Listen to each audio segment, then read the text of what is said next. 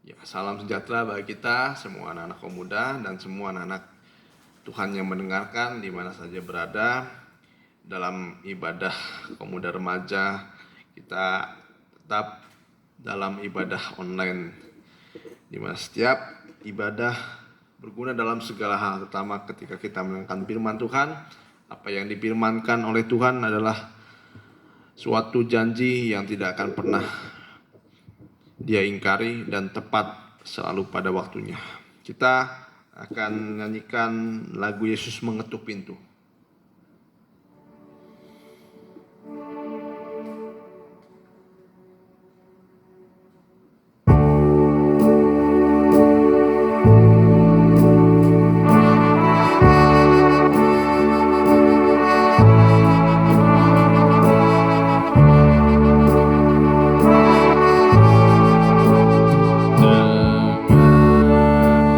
Dia ketuk pintu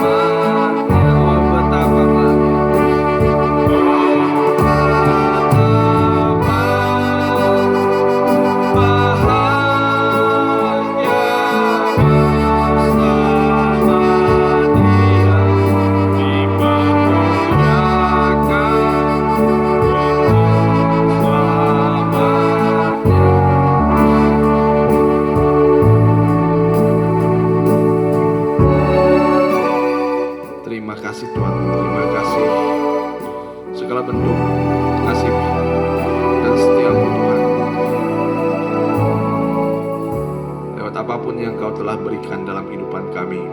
Semuanya adalah pernyataan kasih-Mu dalam kehidupan kami, terutama dalam firman-Mu. Jika kami mendengar firman-Mu Tuhan, yang Engkau bukakan, yang Engkau berikan dalam kehidupan kami, menunjuk segala dosa kami, memperbarui kehidupan kami, itu adalah kasih yang nyata dalam kehidupan kami. Terima kasih Tuhan, terima kasih. Kiranya jangan Engkau mengeraskan setiap hati kami, tetapi Engkau memberikan pada kami Tuhan hati yang selalu rindu akan Engkau, hati yang berkobar-kobar selalu untuk menantikan kedatangan Engkau yang kedua kali. Sungguh nyata Tuhan kasih-Mu dalam kehidupan kami. Terima kasih Tuhan, terima kasih. Dan Engkau Tuhan yang hadir dalam ibadah ini, dalam setiap hati kami, dalam setiap waktu kami. Tolong supaya anak-anak pemuda juga Tuhan, supaya semakin merindukan akan firman-Mu, supaya semakin merindukan akan setiap ibadah yang ada Tuhan.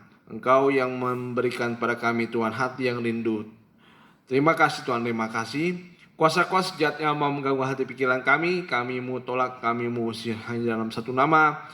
Di dalam nama Tuhan Yesus, biarlah iblis kuatnya pergi dari tempat ini. Terima kasih Tuhan, Engkau yang berhadirat di tengah-tengah kami. Di dalam nama Tuhan Yesus kami sudah berdoa, haleluya, amin. Ya, kita lanjutkan kembali pujian selanjutnya. Mari kita nyanyikan Hai Jiwaku.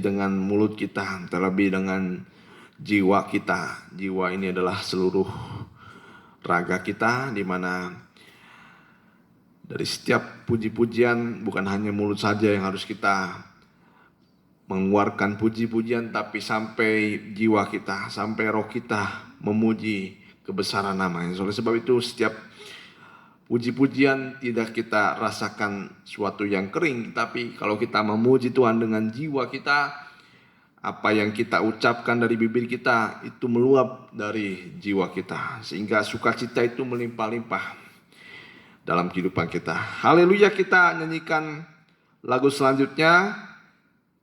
Nyanyikan Tuhan menetapkan langkah-langkah orang.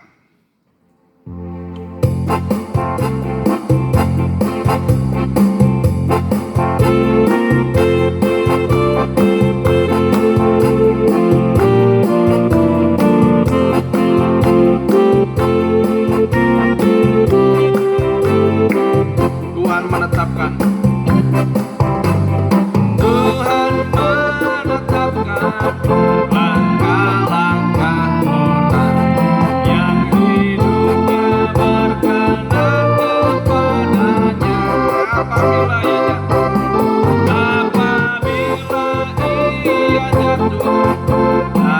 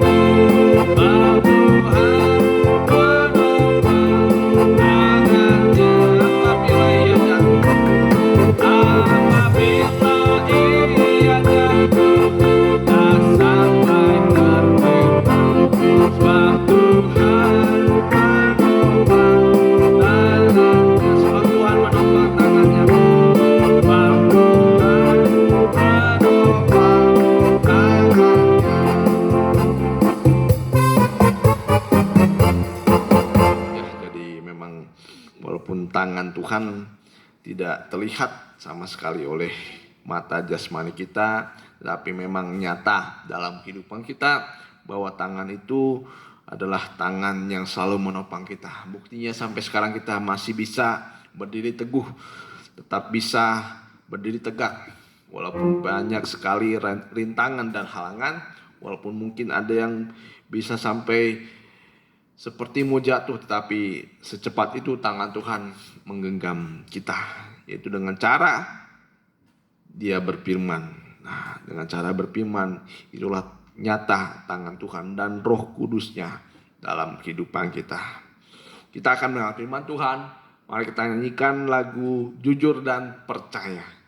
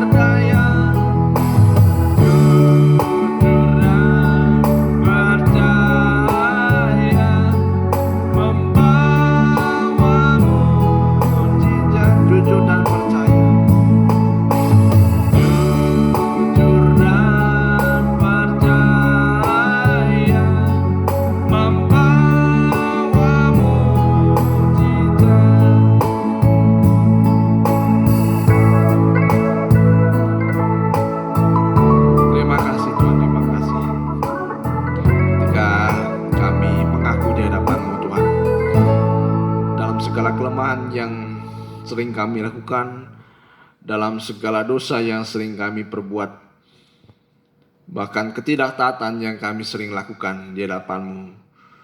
Kami mau jujur Tuhan, banyak sekali Tuhan yang kami lakukan yang membuat hati-Mu terluka Tuhan. Tetapi karena kasih-Mu selalu memberikan kepada kami kesempatan demi kesempatan, kasih dan panjang sabar-Mu melimpah-limpah dalam kehidupan kami. Tetapi jangan sampai Tuhan, kasih dan panjang sabar-Mu kami pergunakan dengan semau dan seenaknya kami Tuhan. Tetapi kami ingin selalu Tuhan bertumbuh dalam kerohanian kami, meninggalkan segala dosa dan beban yang merintangi kehidupan kami, untuk selalu dekat kepadamu, untuk selalu membesarkan dan memuliakan nama-Mu. Terima kasih Tuhan Yesus, terima kasih. Dan firman yang akan kami dengar kiranya menjadi kekuatan bagi kehidupan kami, jawaban atas kehidupan kami, dan kiranya semua anak kaum muda juga Tuhan semakin rindu akan mendengarkan firman-Mu. Terima kasih Tuhan Yesus, terima kasih. Kami serahkan pemberitaan firman-Mu hanya dalam nama Tuhan Yesus kami sudah berdoa. Haleluya, amin. Ya, kita sudah berapa minggu tidak bertemu dalam ibadah kaum muda mudi remaja. Kita siaran streaming juga bersama di Malang. Tapi kita juga akhirnya bisa bertemu kembali dalam ibadah online, di mana kita tetap membahas dari Amsal yang ketiga, ayat yang ke-11. Amsal 3 ayat yang ke-11. Ya, kita akan kembali ke Amsal 3 ayat yang ke-11. Nah, waktu 3 minggu kemarin kita mendengarkan bagaimana Tuhan memberi ajaran kepada yang dikasihnya seperti seorang ayah kepada anak yang dikasihinya. Nah, kemarin kita mendengarkan bagaimana memang ayah atau bapa secara jasmani sebagai gambaran bapa yang di surga. Ya, kita akan lihat sekarang bagaimana didikan dari Bapa yang benar-benar Bapa yang sejati, itulah Tuhan Yesus Kristus. Jadi memang ada Bapa, macam-macam Bapa. Ya, macam-macam Bapa. Ada yang Bapa temperamental, ada Bapa yang tidak peduli sama anaknya, ada Bapa yang tidak mendidik anaknya dengan baik. Nah, macam-macam. Ya, ada Bapa yang sifatnya memberikan musyawarah, ngobrol dengan anak-anaknya dan lain sebagainya, dan macam-macam. Ya, tapi kita lihat Bapa di surga, bagaimana salah satu sifat dari Bapa di surga. Ya, kita baca bersama-sama. Hai anakku, janganlah engkau menolak didikan Tuhan, dan janganlah engkau bosan akan peringatannya. Janganlah engkau bosan akan peringatannya, karena Tuhan memberi ajaran kepada yang dikasihinya, seperti seorang ayah kepada anak yang disayangi. Ya, hai anakku, janganlah engkau menolak didikan Tuhan, dan janganlah engkau bosan akan peringatannya, karena Tuhan memberi ajaran kepada yang dikasihnya, seperti seorang ayah kepada anak yang disayangi. Ya, inilah firman Tuhan. Bagaimana penampilan Tuhan sebagai Bapa.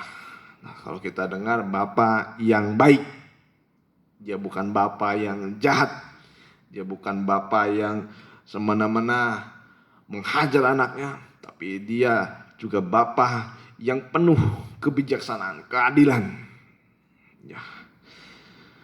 Jadi memang ada berbagai macam bentuk dari pemberitaan. Nah, pemberitaan firman Tuhan. Nah, kalau kita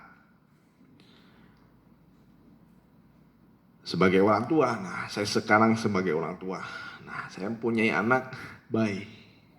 Nah, cara mendidik anaknya pun bertahap. Wah, dari bayi, dari umur 1 hari, seminggu, 2 minggu, sebulan, sampai setahun. Naik lagi 5 tahun, setelah 5 tahun SD, ya, SD, SMP, SMA, perguruan tinggi, sampai nanti punya anak lagi, menikah, ya itulah didikan secara bertahap, semuanya secara bertahap. Nah, kalau kita lihat bayi yang baru lahir, mendidiknya pun berbeda sekali. Wah, kalau bayi yang baru lahir ini penuh dengan kelembutan, dididik dan dirawat dengan segala kelembutan. Kalau anak bayi dicubit sedikit pasti akan nangis. Ya, penuh dengan kasih sayang, penuh dengan perhatian. Itulah bayi yang baru lahir, dengan kelembutan. Kalau bayi saya, ya bayi yang baru lahir, yang dididik, yang Tuhan percayakan, saya sebagai orang tua mendidiknya ya dengan kelembutan. Tidak boleh membentaknya. Tapi sekalipun dibentak pun anak kecil tidak peka. Dia hanya menangis saja. Jadi kalau ada yang sakit, tidak enak dalam dirinya, langsung dia menangis. Nah, langsung seorang bapak itu mencari jalan keluar bagaimana anak itu dia tidak menangis lagi. Entah itu kehausan dia, entah itu baru buang air, nah itu, entah itu ngantuk dan lain sebagainya. Ya, tapi anak itu makanannya pun berbeda, hanya susu. Ibrani 5 ayat 12. Ibrani 5 ayat yang ke-12. Ya. Ibrani 5 ayat yang ke-12. Kita baca, sebab sekalipun kamu ditinjau dari sudut waktu, sudah seharusnya menjadi pengajar. Kamu masih perlu lagi diajarkan asas-asas pokok dari penyataan Allah. Dan kamu masih memerlukan susu, bukan makanan keras. Nah, tapi kalau sudah kita orang Kristen ya, orang Kristen kita sudah dari lahir, ada yang bilang dari lahir. Ada yang mungkin baru mengenal Tuhan. Nah, apa yang kita dengarkan itulah makanan kita. Apa yang kita dengarkan itulah makanan kita. Kalau bayi itu dia memerlukan susu, bukan makanan keras. Barang siapa, ayat yang ke-13, sebab barang siapa masih memerlukan susu, ia tidak memahami ajaran tentang kebenaran, sebab ia adalah anak kecil. Ya. Tapi makanan keras adalah untuk orang-orang dewasa yang karena mempunyai panca indera yang terlatih untuk membedakan yang baik daripada yang jahat. Intinya nanti kita bisa membedakan mana yang baik, mana yang jahat. Nah, inilah semua dari kita berlatih. Nanti kita berlatih bagaimana menemukan mana yang menjadi makanan kita, yang menjadi keperluan kita, kebutuhan kita, dan mana yang tidak diperlukan oleh tubuh kita. Nah, jadi kedewasaan rohani diukur dari salah satunya adalah dari makanan. Ya, dari makanan. Ukuran kedewasaan rohani itu salah satunya diukur dari makanan yang dia makan. Nah, kalau saya minum susu terus, wah mungkin sehat, tapi membengkak, nah, tidak normal. Harus bervariasi makanan itu, makanan yang keras. Nah, tapi anak kecil tidak bisa diberi makanan keras, tidak bisa diberi makanan keras, hanya susu saja. Nah, pertanyaannya, kita sudah Kristen dari sejak kapan? Ya, anak-anak muda. Wah, kalau saya anak muda, belum tentu rohaninya lebih rendah daripada orang tua. Atau juga orang tua belum tentu rohaninya lebih tinggi daripada yang anak muda. Nah, dari bagaimana dia mencerna makanan yang menjadi makanannya. Kalau dia tidak bisa mencerna makanan yang keras, nah berarti dia masih bayi secara rohani. Baik secara rohani. Belum dewasa secara rohani. Ya. Nah, pertanyaannya apa kita hanya mau menjadi bayi saja atau menjadi orang yang dewasa secara rohani? Ya, maunya ya kita rindu seperti apa? Mau hanya seperti bayi yang hanya menyusahkan. Ya, tapi kalau sudah orang dewasa bisa melayani, bisa mengambil bagian dalam pelayanan. Nah, jangan hanya kita seperti anak-anak rohani yang selalu hanya ingin dilayani. Ya, itu bayi. Bayi itu selalu hanya ingin, dia tidak bisa melayani orang tua. Dia hanya bisa dilayani saja. Itu bayi, ya. Itu bayi. Nah, kita akan lihat. Jadi kita jangan seperti anak kecil lagi. Ya, tapi kita harus mulai beranjak menuju dewasa. Nah, dewasa ini, kalau orang dewasa memerlukan makanan yang keras. Makanan yang keras. Makanan yang keras. Jadi ada berbagai macam ya doktrin. Wah, kalau orang Kristen jangan dikasih makanan keras. Jangan kasih makanan keras. Biarlah dipelihara dengan hanya kasih sayang.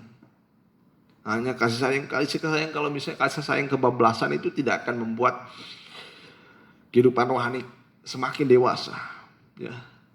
Jadi anak itu suatu ketika harus diberi pengajaran. Itulah makanan keras. Jadi jangan seperti domba yang lugu. Jangan seperti anak kecil yang naif. Ya, tidak bisa membedakan yang baik dan mana yang jahat. Ya apa saja diterima kalau anak kecil itu.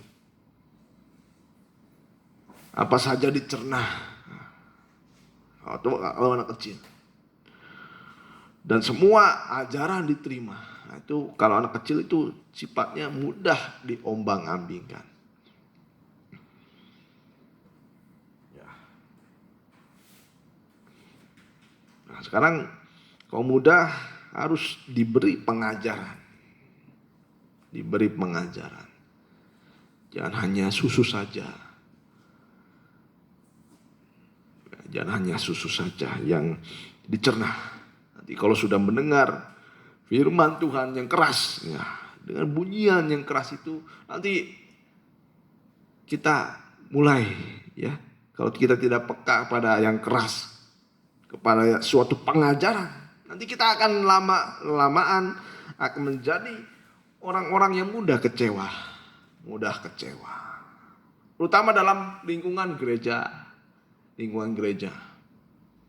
Ya, banyak mungkin anak-anak yang baru. Mungkin kalau anak yang baru kita masih katakan wajar. Tapi kalau kita sudah lama tergembala, kita harus mulai ya mencerna setiap makanan yang keras. Makanan yang keras itu bisa dari firman Tuhan, bisa dari sikap orang, bisa dari perkataan orang, bisa dari ucapan orang. Mungkin ada yang bergosip tentang kita. Wah, memang itu seperti disambar petir kita. Tapi kita sebagai orang-orang yang didewasakan secara rohani harus siap nanti menanggung segala sesuatu yang ya, keras, yang membuat mungkin hati itu tersayat dan lain sebagainya. Dan memang salah satu sifat dari kaum muda remaja itu adalah kurang berpengalaman. Ya, itu sudah dibahas pada awal-awal pasal di Amsal, ya. Katakan hai anak muda kurang pengalaman. Nah, jadi memang pengalaman itu sudah sebenarnya yang paling berbobot itu adalah pengalaman dari firman Tuhan. Firman ini sangat berpengalaman untuk mendidik orang. Dia tahu macam-macam bentuknya orang. Ya, firman ini berpengalaman nih. Dia tahu hati manusia, hati manusia.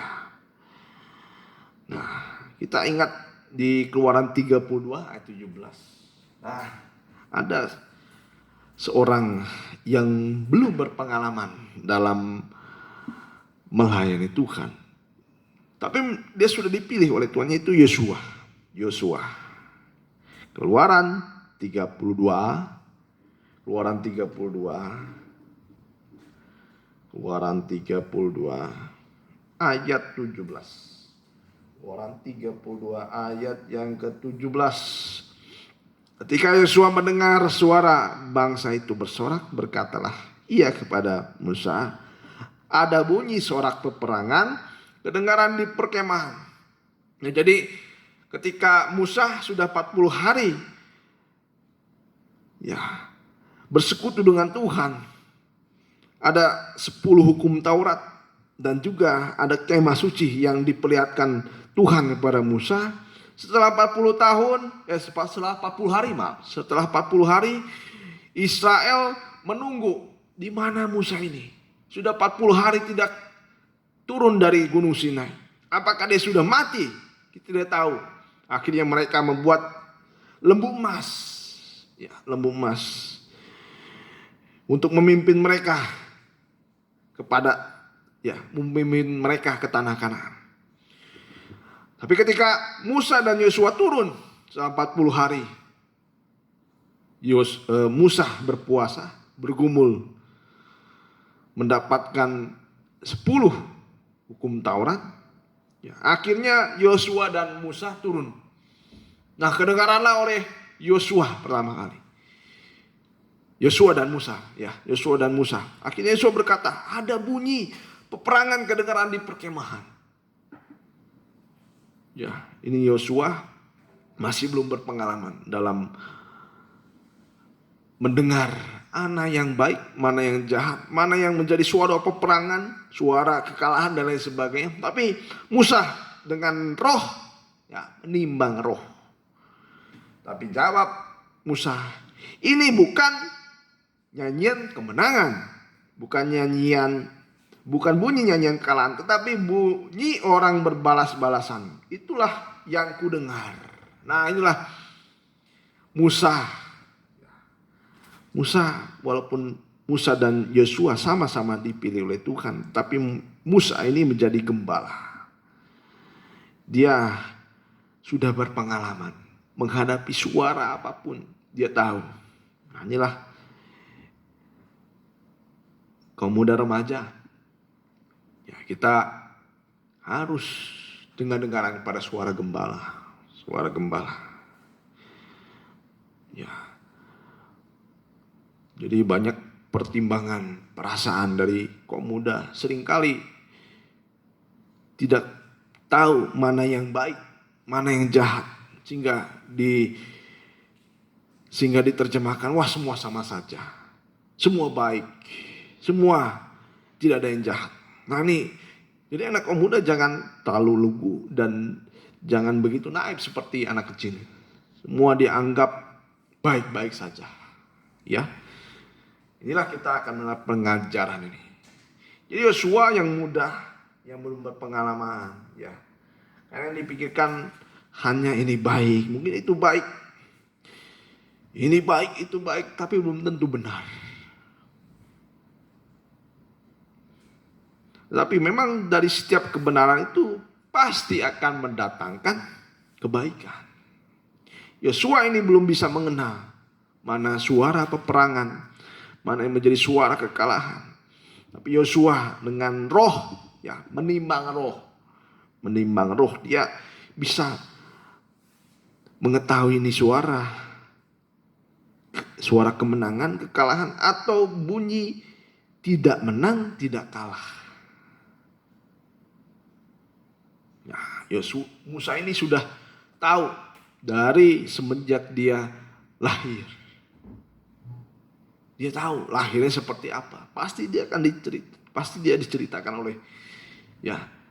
diceritakan oleh putri Firaun. Dia lahir dari mana? Sebab itu namanya Musa. Musa itu diambil dari air. Dari dia lahir, dididik dari ilmu Mesir. Ya. Setelah itu dia di dalam pengasingan. Setelah itu dia ditolak. Nah, itulah yang membuat Musa ini mengerti terhadap suara-suara. Suara-suara yang bukan kekalahan, bukan kemenangan. Dia tahu, mengerti. Ya. Sekarang kita berbicara tentang kebenaran. Nah, kalau kita berbicara tentang kebenaran, untuk mempertahankan suatu kebenaran, pasti akan selalu disertai dengan suatu bisa. Dan memang banyak terjadi kalau untuk mempertahankan suatu kebenaran, pasti akan diawali dengan suatu hal yang buruk. Atau sesuatu yang tidak kita harapkan. Atau sesuatu yang tidak baik menurut pandangan manusia. Ya, ini adalah suatu proses dalam kehidupan kita. Jadi kalau kita dalam menghadapi segala sesuatu, jangan kita seperti anak yang kecil, anak kecil. Ya, anak yang baru lahir apalagi. Ya. Kita harus seperti orang dewasa, siap menerima suatu konsekuensi dari apa yang kita pertahankan, itulah kebenaran. Ya. Jadi barulah suatu proses itu terjadi lewat segala sesuatu yang tidak baik dalam kehidupan kita, yang tidak kita harapkan, bahkan sesuatu yang buruk yang terjadi. Nah, barulah saat proses terjadi, kebenaran ini pasti akan mendatangkan suatu kebaikan dari kita semua. Begitu ya Musa. Dia menghadapi Firaun. Jadi tolak berapa kali? 10 kali. Sampai berapa kali? Lebih dari 10 kali dia ditolak oleh Firaun. Ya. Akhirnya untuk membuahkan suatu bangsa yang layak bagi Tuhan. Ya, Israel melihat orang-orang Mesir benar-benar dihukum oleh Tuhan. Ya, mereka ditolak untuk beribadah kepada Tuhan. Pada akhirnya mereka pergi meninggalkan Mesir. Ya. Jadi ingatlah, yang membuat Musa itu bisa berbeda dari Yosua adalah bagaimana prosesnya. Ya, kita sekarang untuk menerima suatu pengajaran, untuk menerima suatu pengajaran ini harus dibutuhkan kerelaan hati. Yang dibutuhkan adalah kerelaan hati kita untuk menerima pengajaran. Jadi jangan salah paham terhadap pengajaran, terhadap didikan. Sangat disayangkan sekali kalau anak muda terhadap suatu ajaran atau proses pembentukan kita mundur dari pengikutan kita kepada Tuhan. Atau mulai kita tidak setia. Ya, kita baca dari Amsal 17 ayat yang ke-10. Amsal 17 ayat yang ke-10.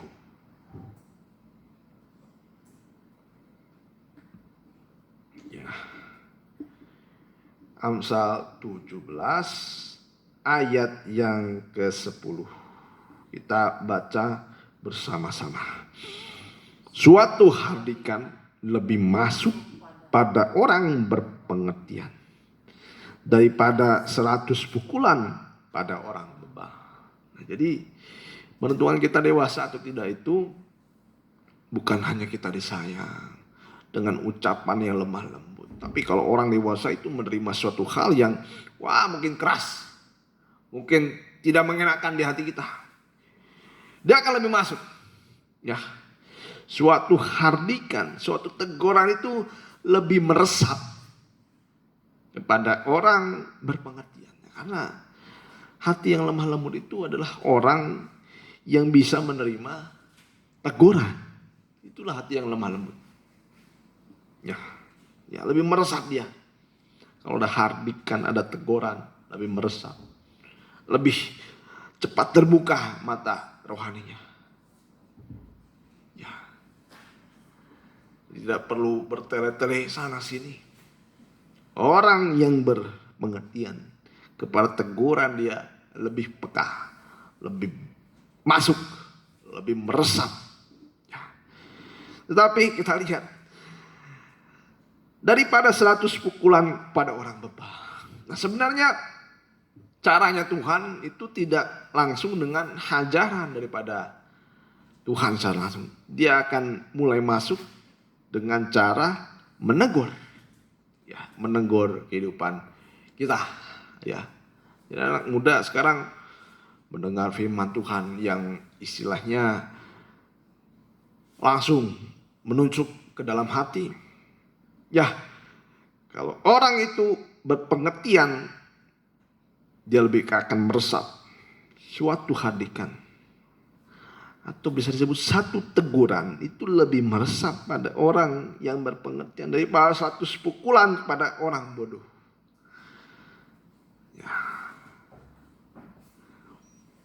Ya, supaya kita anak kaum muda kita mulai bisa menikmati pengajaran. Nah, jadi pengajaran ini bukan untuk kita membuat kita mundur, buat kita lemah, tapi semakin kita mendengar pengajaran harusnya kita semakin kuat, karena satu teguran itu lebih bermakna bagi orang yang berpengertian. Nah, jadi kalau orang bebal ditegur sekali, 2 kali, 3 kali, tidak bisa, akhirnya bisa datang hajaran. Ajaran sekali, 2 kali, 3 kali, wah bahkan sampai 100 pun orang bebal itu tidak akan pernah mengerti dan tidak pernah berbalik.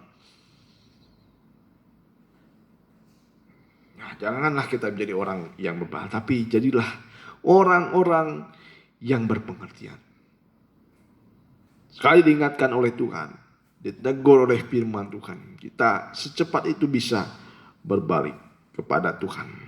Nah, jadi jangan salah paham ketika orang menegur, menasihati. Ya, apalagi disampaikan dalam bentuk firman Tuhan.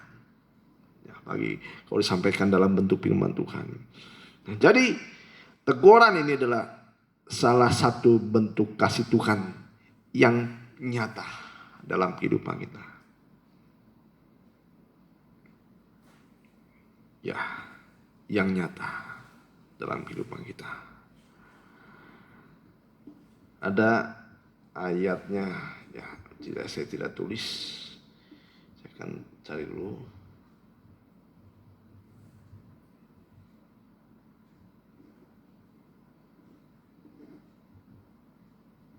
Nah, Amsal 27 ayat yang 5. Amsal 27 ayat yang kelima. Lebih baik teguran yang nyata-nyata daripada kasih yang tersembunyi. Nah, jadi kita mengenal sekarang bentuk firman Tuhan lewat kasih yang nyata, yaitu dalam bentuk teguran.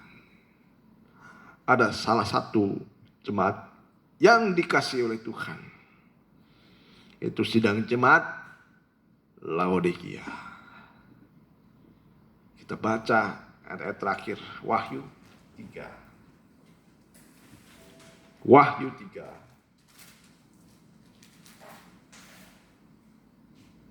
Ya, kita lihat dulu tegurannya Tuhan. Ayat yang ke-15. Wahyu 3 ayat yang ke-15. Aku tahu segala pekerjaanmu. Engkau tidak dingin dan tidak panas. Inilah teguran dari Tuhan. Engkau tidak dingin dan tidak panas. Alangkah baiknya jika engkau dingin atau panas. Jadi karena engkau suam-suam kuku dan tidak dingin atau panas, aku akan memuntahkan engkau dari mulutku. Ini suatu teguran yang nyata dari Tuhan kepada jemaat yang dikasihi Tuhan. Nah, jemaat yang dikasih Tuhan. Walaupun dikatakan, hati-hati. Kalau tidak engkau berbalik dan bertobat, aku akan memuntahkan kau. Ini suatu teguran yang paling keras dari antara 7 sidang jemaat.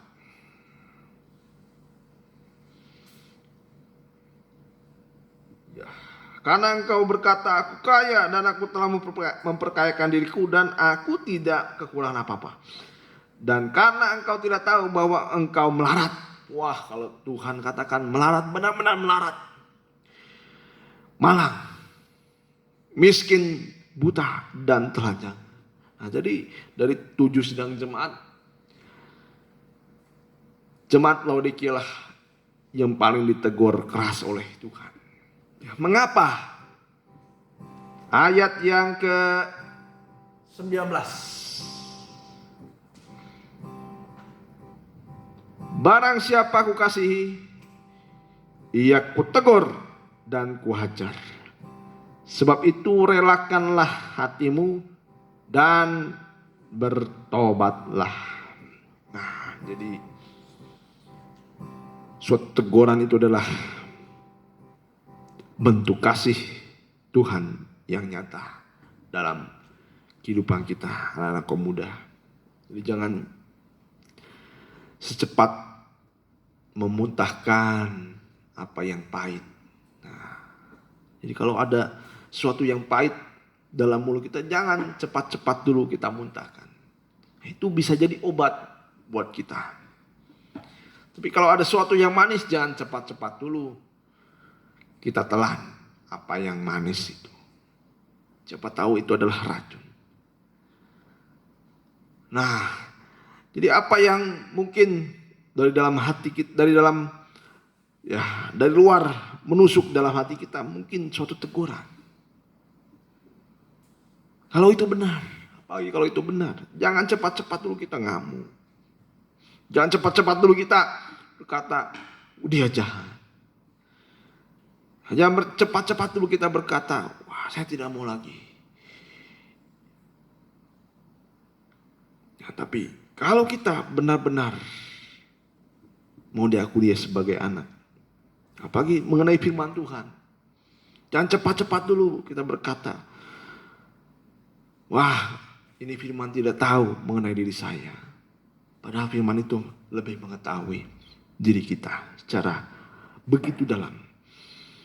Kita baca bersama-sama. Barang siapa aku kasihi, ia kutegur dan kuhajar. Sebab itu relakanlah hatimu dan bertobatlah. Ini suara mungkin yang keras dari firman Tuhan, tetapi dari pengajaran inilah kita akan mengenal sifat dari Tuhan sebagai Bapa yang baik. Ya, kita akan nyanyikan seperti Bapa sayang anaknya. Kita bangkit diri.